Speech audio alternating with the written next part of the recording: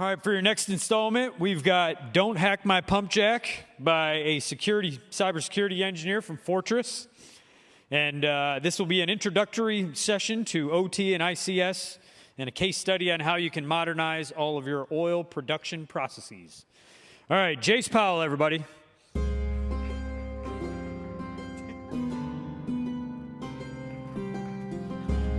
to, man. Appreciate it. Yep.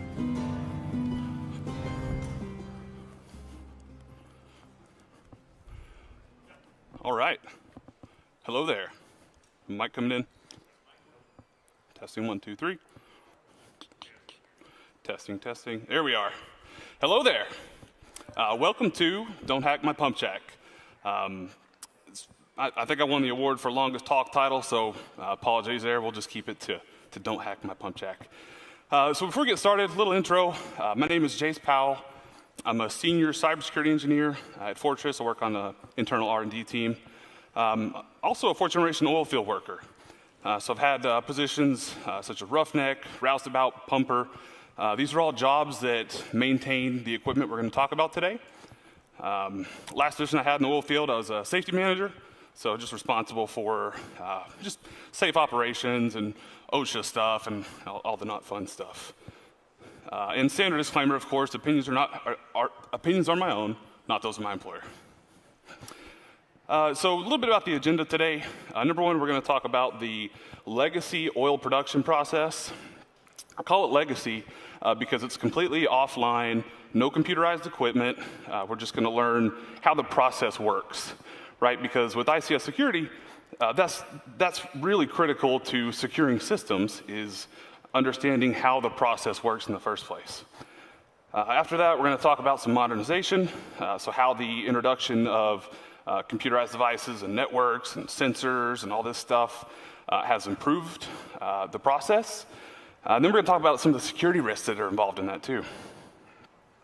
After that, we're going to talk about consequence-driven cyber-informed engineering, or CCE. I'm usually not a big fan of acronyms, but I'm going to make an exception for this one. But CCE is awesome. I love it. And once you understand how it works, you're going to love it too. Then we're going to close with a little talk about safety culture and some of the parallels between securing people and processes and keeping them safe, and apply it to cybersecurity.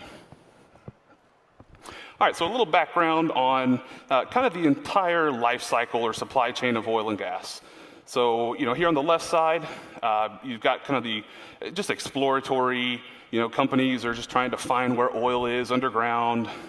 And then, there's all kinds of stuff, drilling, refining, pipelines.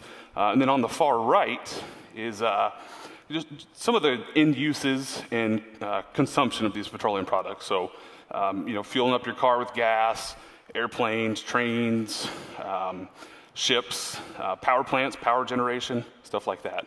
We're actually going to zero in on kind of that fourth square there where it says produce. So what's happened at this point is a company wants to drill a hole in the ground, and they'll put one of these up there. This is an oil rig.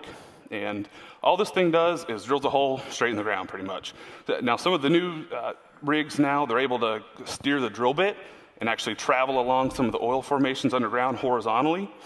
That just allows them to maximize the amount of oil they can get out of a single well. So once drilling's done, we roll into what's called hydraulic fracturing or fracking. You've probably heard of it. Real quick, how this works is they send explosives down to the bottom of the well and blow it up. And this fractures the rock underground. The rock, of course, is porous and has oil in it. After that, they inject a bunch of water, sand, other chemicals, just to hold those fractured rock open and allow the oil to flow into the well. Once that's done, they put one of these things on. This is a pump jack. And the pump jack's job is to get oil out of the ground. So here's an overview of the legacy oil production process. It's kind of 3 stages. So you've got extraction. So it's how you get oil out of the ground. I say oil, actually it's not oil at this point. It's what's called production fluid. So it's a mixture of, there's hydrocarbons, so your oil, diesel, gasoline, it's all mixed in there together. There's salt water, and natural gas, actually. And the natural gas is, again, is a mixture, butane, methane, all the phanes. There's also poison gas, which is why I'm wearing my H2S monitor. H2S is hydrogen sulfide. It's heavier than air, so it sinks, it settles down in low places. It's poisonous, it's odorless. It's definitely a big hazard on the production side. So once that production fluid comes up, it goes into what's called a separator. So we're here in the middle icon, my wonderful PowerPoint drawing.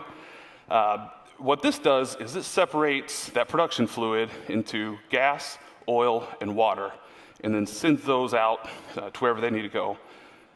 The last item here is called storage, and that kind of depends on which of the three items that were separated, but we'll go into that later.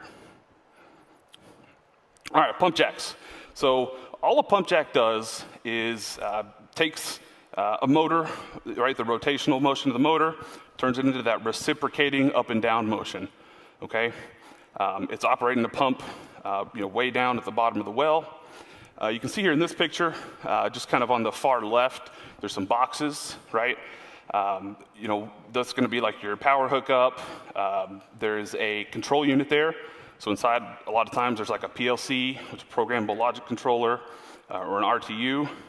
You can also see an antenna sticking up out of the top, and there's a directional Yagi antenna. So there's some long-range RF communication going on. So this is cool. This is a picture of a pump jack from the 1940s, and this one looks a little different. On the back, there's this giant wheel, and what that is it's a gas-powered motor, and not gasoline. It's natural gas-powered. So what's happening is the pump jack is pumping production fluid and gas out of the ground. We're actually siphoning off a little bit of that gas and running it directly into that motor. So it's kind of like powering itself, which is really neat. Here's a better picture.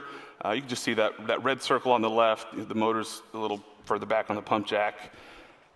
Picture on the right, this photograph, actually I reached out to the photographer, Art Vaughn, and asked for permission to use it. I love this picture because you can get a sense of how fast that thing's spinning. The flywheels, there's actually two of them. They're super heavy. These things have been running our oil fields and producing energy for us for a long time. I remember replacing one of these. We took that flywheel off, or replacing the clutch or something, and I took a wire brush and kind of cleaned the side, and it was dated 1937, and they're still out there operating to this day. Actually, Art told me that they have since replaced this well with an electric motor, which is pretty common nowadays. That's kind of where the trend's going. There's not enough people that know how to work on these things. There's also some issues with them that we'll go into a little bit later. So downhole, that pump jack, right, it's reciprocating up and down. At the very bottom, there's a submersible pump. And here's an icon that kind of shows how it works. It's just dead simple, right? There's two check valves, and there's a plunger that lifts up and down. And, oil, when the plunger raises, oil enters into the cavity. When it lowers, check valves close and open, and oil's pumped up. So again, super simple, mechanical. Pretty cool, though. So once the production fluid's coming out of the ground, it heads over into what's called a separator. So the separator's job is to, like it sounds, right, separate the components here. So we've got two-phase and three-phase. Two-phase just takes the gas out of the production fluid.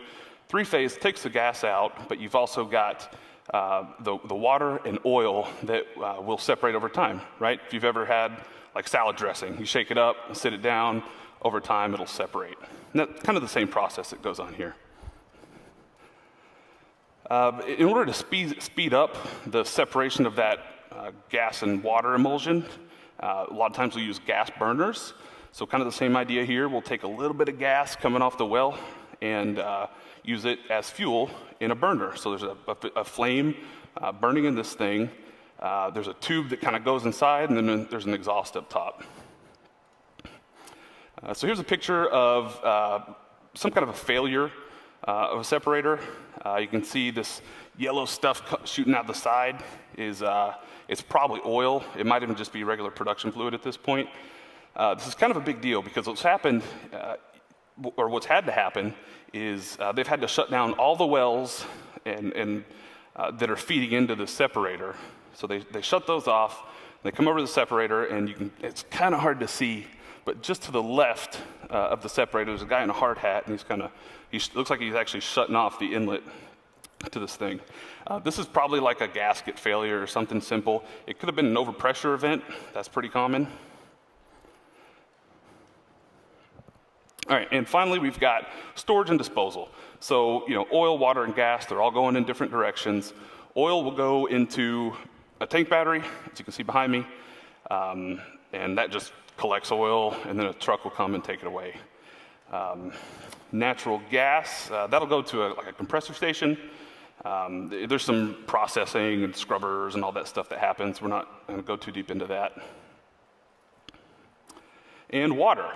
So water's interesting. The water that comes out of a well is pretty nasty, right? It's been mixed together with these hydrocarbons and nasty gunk for millions of years underground.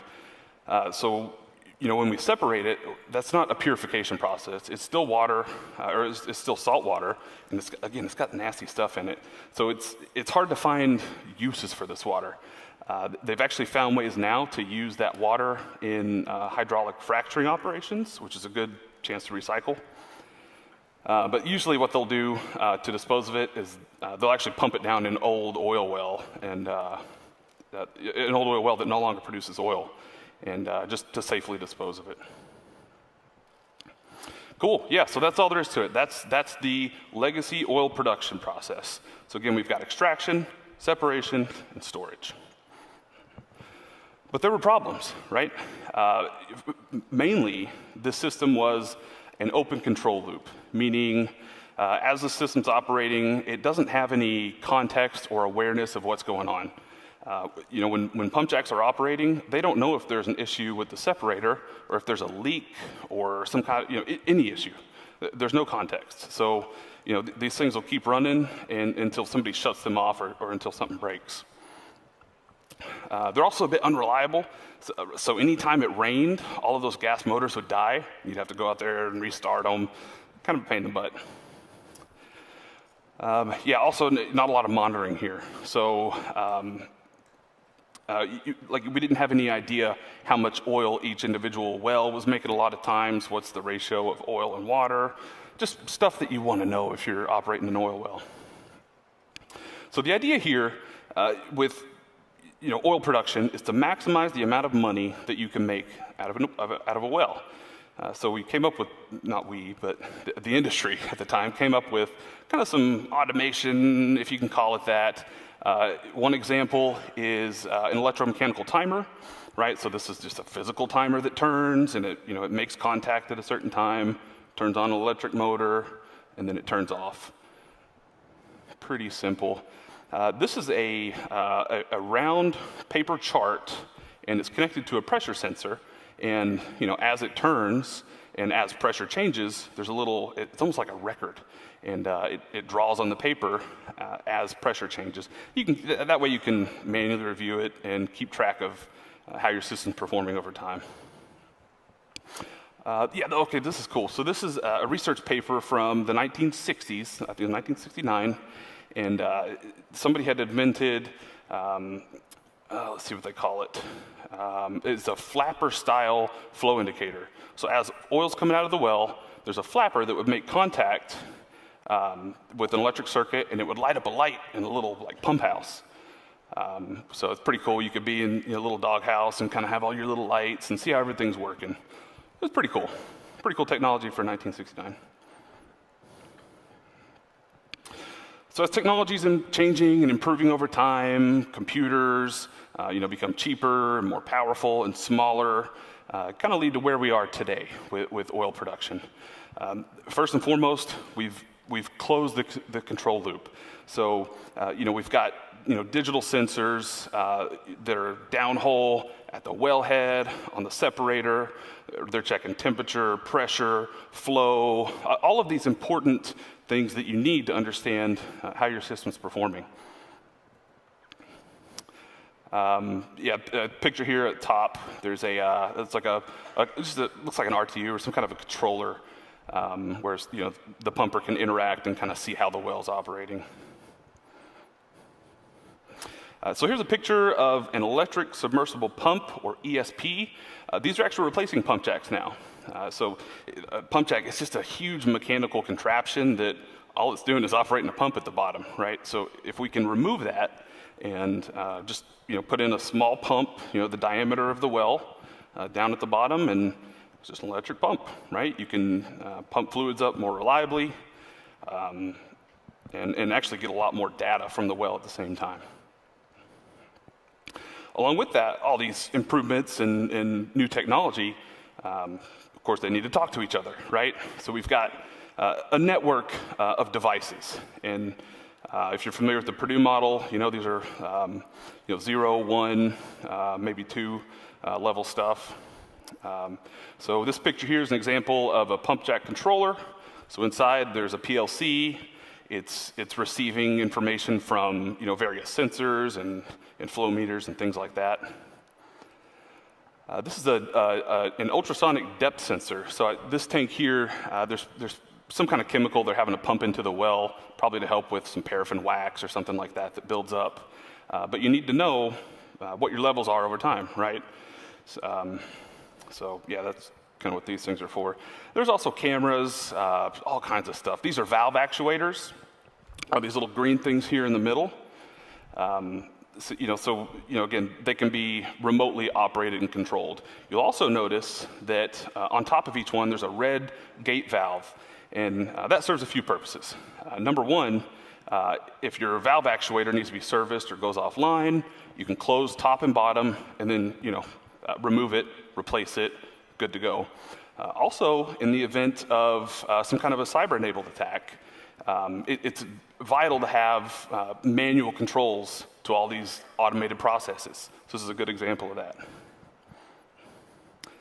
Safety instrumented systems, or SISs. These are absolutely vital around any process where people are working. And these are completely redundant. They're independent of whatever system's operating, and their only job is to keep operations safe. So in this case, on the left side, you've got these 3 pressure sensors, right? So there's some redundancy in the system. They're all connected and feeding back to what's called a logic solver. It's just a little computer of some kind, basically. It's pre-programmed with kind of its safe operating parameters. So if this is monitoring pressure, it's going to have a certain limit to where if the pressure goes above that limit, it's going to send a command to these actuators. And again, there's 2 actuators to close off the flow and make everything safe.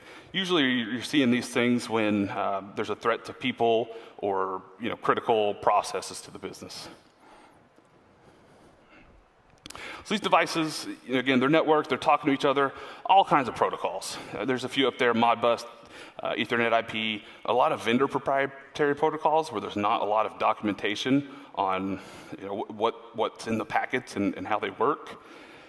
A lot of them are also not encrypted. And at first that sounds terrifying, right? My traffic's not encrypted, it's 2022. There's actually a few reasons why. First off, the amount of overhead that it takes to encrypt and decrypt traffic on an OT network, a lot of times these devices don't have just the horsepower to do that. It introduces too much latency into the system, and especially on some of the more real-time systems, they need instantaneous data, and so encrypting and decrypting that just adds too much latency into the system. Encryption also, it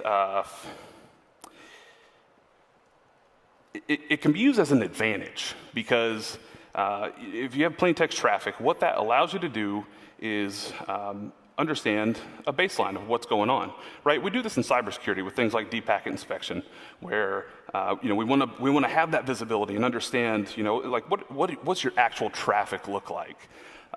We can kind of do that here in OT networks and build really a baseline of how our system's operating. You know, what does normal look like? What should these sensors normally be doing? You know, what the normal commands from like PLCs and RTUs look like? And that allows us to set a baseline. And really, you can build this into your security program and build detections based off of, you know, anomalous behavior.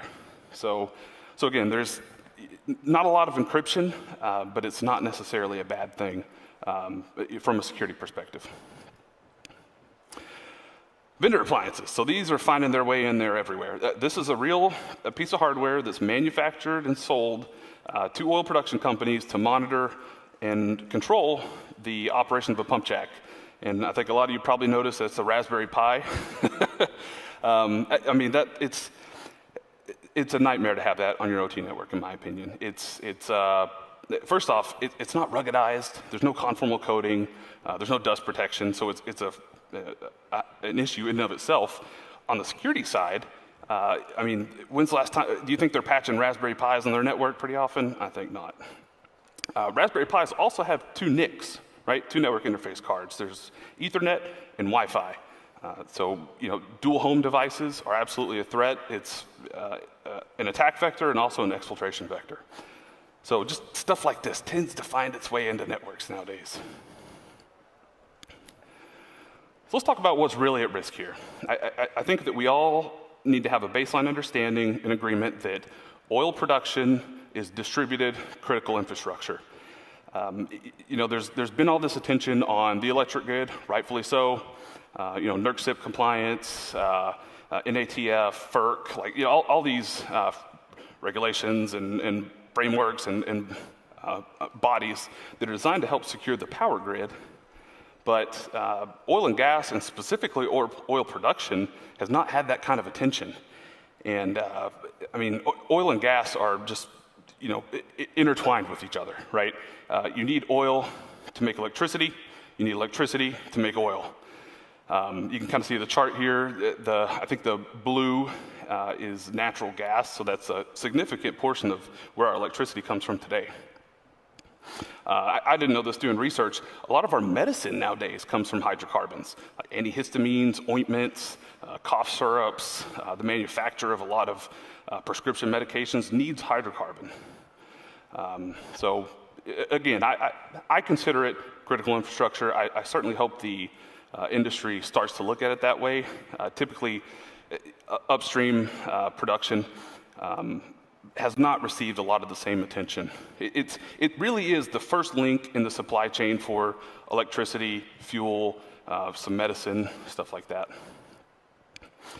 That being said, the distributed nature of oil wells, you know, by nature, there's about 1 million oil wells today that are in operation. They're ran by about 10,000 independent oil companies. And, you know, of course, you know, the top whatever own the majority, and then there's a bunch of real small companies. Now, you know, widespread, you know, compromise of all of the oil wells, maybe not super feasible, but supply chain attacks are absolutely a thing that could happen. You know, we looked at that vendor appliance. That's probably a bad example, right? There are, we're using modern PLCs and kind of the same stuff that you find in other verticals in the IT and OCS industry. Just the same equipment, it's just doing different stuff. But yeah, again, you know, supply chain attacks, that's probably the biggest threat to oil production, just due to the decentralized nature of all these oil wells. All right, so that leads us to consequence-driven, cyber-informed engineering. What I really like about this is that you have to think like a red teamer. Not even a red teamer, you have to think like an attacker. With CCE, you are assuming that the adversary has access, has your credentials, knows what every asset is, IP addresses, what the process itself does. That's how you start off on CCE, okay? So a lot of us are in cybersecurity or trying to get into cybersecurity. The most common principle has always been CIA, right? Confidentiality, integrity, availability. certainly important when it comes to OT and ICS, but I would say there are two things that trump that. That's safety and system uptime. And availability doesn't matter if somebody's going to get hurt or killed. So that's foundationally how we need to look at OT and ICS as being different than enterprise security. So there are 4 phases of CCE. Number 1 is consequence prioritization.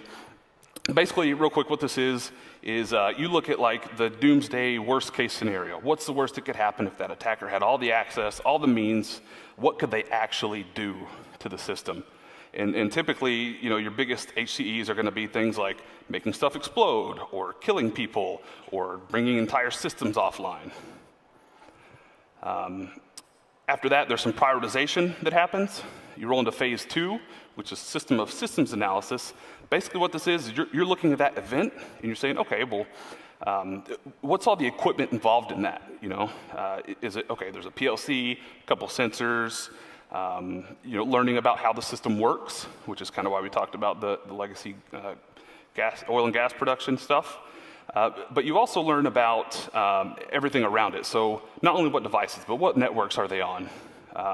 What networks connect to these networks, right? You almost build like this map of things that all lead to this one high consequence event.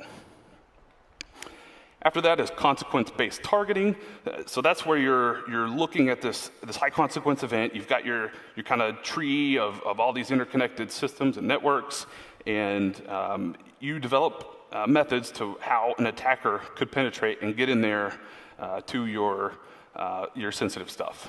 So just trying to understand, do they need to breach enterprise IT, hop across the DMZ, pivot and do some other stuff. Phase 4, that's where you take this attack path, that you've kind of developed based off of phases 1, 2, 3, and you engineer systems to deny adversaries the ability to even get there in the first place. That's what makes CCE different than things like enterprise IT, right? Enterprise IT is always focused on patching vulnerabilities and what's the CVSS score, what's a vendor tool I can use to help assist with some of this stuff. OT and ICS is a lot different. You have to look at high consequence events. You have to prioritize the safety of people and the uptime of your system. And really, it is security from the inside out. We always take, enterprise IT, we take a very outside in, asset scanning and all this stuff, but CCE is different. It's outside in, it's starting from the most critical stuff and working your way out. So let's do just a real quick CCE exercise, just part of phase 1. We're going to talk about a high consequence event. So we've got this separator here. It's a heater treater because it's got that burner in it. Circle here in red, I've got a temperature sensor. So all that's doing is taking the temperature of the fluid inside. It's going to send that reading back to the PLC somehow. Maybe not directly, but the data gets back to the PLC. The PLC has logic built in. If the temperature is below a certain threshold, it's going to kick the burner on. If the temperature is above a certain threshold, it's going to kick the burner off. Kind of like the AC in your house. Yeah, so let's say the temperature is too low. The PLC decides to kick the burner on, so it's going to send a command back to that burner, start the flame, and heat this thing up. This is a good example of crown jewel analysis, right? We saw that failure earlier of a separator, and it could have been an overpressure event or a bad gasket. Imagine if an adversary had manipulated this environment and either sent fake readings to the PLC, spoofing the temperature sensor. What if it just said the temperature's too low all the time? Hey, you got to turn this burner on. We're freezing in here.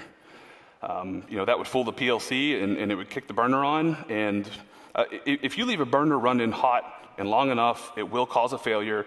It will explode. On the contrary, or on the other side, what if we don't compromise the connection between the temperature sensor and the PLC? What if we compromise the connection between the PLC and the burner? Same thing. You can send commands directly to the burner. Best case, if they turn the burner off, you're just mixing water and oil and you're wasting money. You're making no money. It's actually costing you money. And worst case, again, is that catastrophic explosion. So that's a little bit of kind of phase one example. There's actually more to phase one, and then there's phase two, phase three, phase four. Just great resource here. If you're ever interested about control system security, I would highly recommend you check out CCE. It's an INL thing, Idaho National Labs, and just great folks there. Okay, we're going to close it out with safety. So safety has this thing called a job hazard analysis, or JHA. So anytime there's somebody working in a potentially unsafe environment, you're going to want to do an HCA. So what you do is you look at what this employee's doing, where they're working, what's the environment like, what are the hazards, where could things go wrong, and you apply mitigations. They're pretty kind of straightforward. The concept is not too different than what we do on the security side. A lot of times with JHAs, the mitigations are changes in the process. They're not controls that are bolted on afterwards. So the example I have here is about a high pressure pipe. So we had an employee that was swinging a sledgehammer on, it was a hammer union, and swinging a sledgehammer, and he hit a high pressure pipe behind him. No one was hurt. It was just a kind of a close call kind of thing. So we were over there looking at it and talking and trying to see what happened. And, obviously it's a problem that a high pressure pipe is, right here where somebody's swinging a sledgehammer. So we're talking about controls we could apply. What could we do? Well, we're going to make like a metal plate that'll cover it. We'll have the fabricator, the welder come out, build something. We'll paint it yellow. We'll stencil like warning on it. Safety. It's all good. What we found out is if you kind of disconnect and step back and look at the system as a whole, you realize that that pipe didn't need to be run there in the first place. All right? It was trivial to just extend one section of the pipe and move it to a different location. So that way we kind of engineered out the risk in the system instead of bolting on security controls in the first place. And that's what's great about CCE, is that it encourages the engineering out of cyber risk through design and engineering changes rather than cybersecurity controls bolted on after the fact. It's a win-win. Awesome. Okay, well, I just want to leave you with one quick quote. There's a guy named Michael Asante. He was kind of a legend in the ICS community. Unfortunately, is no longer with us. But this quote he left is super powerful. I'll just read it here real quick. I don't think we should put our full faith in preventing attacks. It is very important that we also address investments in being able to categorize them, observe them, respond to them, and minimize their consequences in the system. Thank you. I think we have time for questions too. If I have any, I'd be happy to take them. If not, I'm happy to talk over here on the side too. Yeah, go ahead.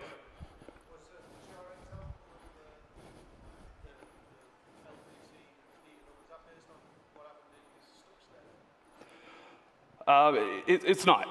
So Stuxnet is that's a whole different rabbit hole. It was a multi-stage attack, nation-state malware kind of thing.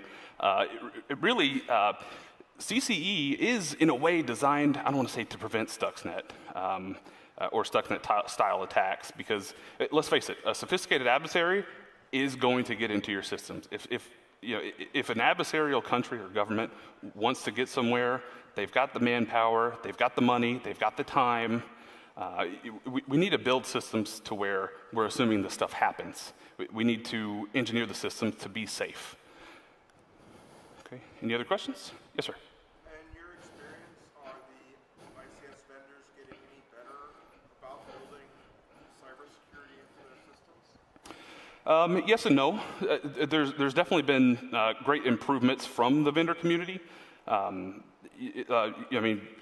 things like responding to vulnerability disclosures, You've gotten better about that. The devices are using encryption in places now, which is good to see. I actually had a whole slide on here on cloud for ICS. Again, whole nother rabbit hole. I could talk for another hour about that. The issue with cloud is that it introduces all of these new avenues for attack and greatly expands your attack surface. Now, that being said, there is a business use case for having data in the cloud. What we really need to do is find out how can we do that safely, right? A lot of times, maybe that's just we're just sending data to the cloud. There's no cloud access into the control systems network. That's kind of the ideal way of doing things. But again, I don't want to take a side because it's a very controversial subject. But it's a thing too. It's here. The industry just needs to be prepared for it and understand how to secure that stuff. So vendors, hit and miss. Some are great, some are not. Thank you for your question. Anybody else? Yes, sir. So, let's say the local community college has a course on like Allen Bradley or Siemens. Should I take that PLC course or? Yeah, absolutely. That's part of what INL does is outreach to local colleges, automation engineer courses, things like that. There's consequence-driven cyber-informed engineering, or CCE, and there's also this thing called CIE, cyber-informed engineering. So CIE is kind of a parent to CCE, totally confusing, I get it. Part of what CIE does is they reach out to colleges and try to build cybersecurity into the non-security programs, right? And really, it's the engineers, it's those kind of people that are building these systems in the first place. We need to empower these people, from the beginning with, understanding how to build secure systems in the first place. So there's been a little bit of traction there. I would love to see security be a curriculum for any kind of a technical degree. I don't know. That's a good fight to fight. Yeah, what's up?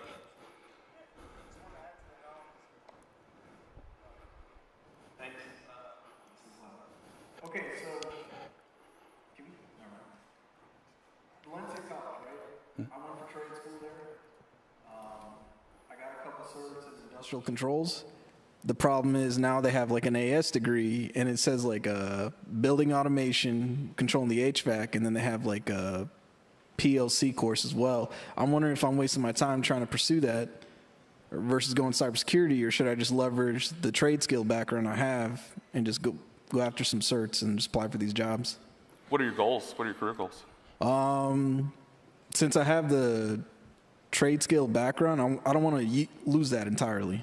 Yeah. So like you're the first person I've heard of that's like kind of melded the two. Yeah. Should I just go down this route? Because I'd be losing a lot of time and knowledge just like making this entire career switch versus like doing something like learning SCADA protection or something like that. Right. Totally understand the struggles of how things are. My personal advice would be to stick with the more technical SCADA automation engineer side, because security has a great need for those kind of people. Okay, there's cybersecurity degrees. There's a lot of enrollees nowadays, which is great. But a lot of those people don't have some of the more industrial background. So having that industrial background, I think, will help set you apart in the security side. Yeah. So. Thank you. Yep. Any other questions? All right. Well, thanks for your time. Appreciate y'all.